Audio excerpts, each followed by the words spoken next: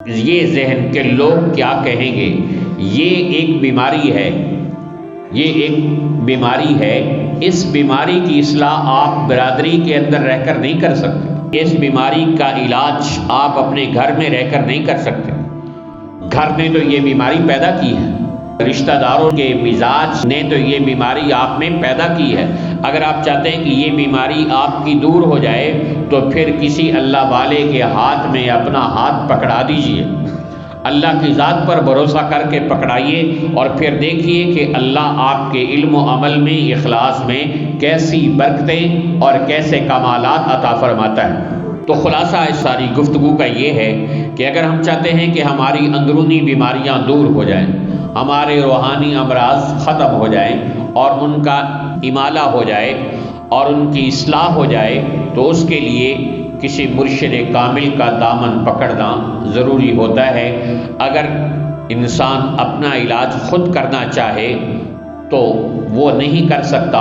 آپ نے سنا ہوگا کہ بڑے بڑے ڈاکٹر بھی جب خود بیمار ہوتے ہیں تو اپنی تشخیص، اپنا علاج کسی اور ڈاکٹر سے کرواتے ہیں، حالانکہ وہ خود بھی تو پڑھے لکھے ہیں۔ تو اسی طرح روحانی بیماریوں کے علاج کے لیے کسی شیخ اور اللہ والے کے دامن سے وابستگی اختیار کرنی پڑتی ہے، اور پھر وہ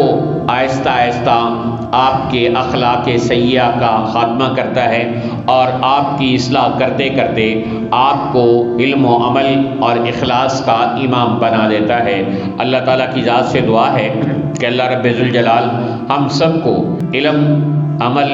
اور اخلاص کا کمال درجہ عطا فرمائے، اور اخلاص للہیت کا وہ مقام عطا فرمائے کہ ہمارے نزدیک مخلوق کی تعریف اور مذمت برابر ہو جائیں، اور نہ لوگوں کی تعریف کرنے پر ہم خوش ہوں اور نہ لوگوں کی مذمت کرنے پر ہم ناراض ہوں۔ لوگوں نے تو اللہ کو معاف نہیں کیا، اللہ کے رسول صلی اللہ علیہ وسلم کو معاف نہیں کیا، صحابہ کرام کو معاف نہیں کیا، اور فقہاء کرام کو معاف نہیں کیا، اولیاء کرام کو معاف نہیں کیا، اساتذہ کرام کو معاف نہیں کیا، ماں باپ کو معاف نہیں کیا، یہ ہمیں اور آپ کو کیسے معاف کر دیں گے؟ اس لیے لوگوں کی رضا کے لیے کوئی کام کرنا، سرے سے اس کا مزاج ختم کر دینا چاہیے۔ لوگ کیا کہتے ہیں اس کو چھوڑیں، اللہ کیا چاہتا ہے ہم نے وہ کرنا ہے، اللہ کے رسول صلی اللہ علیہ وسلم کیا چاہتے ہیں ہمیں وہ دیکھنا ہے،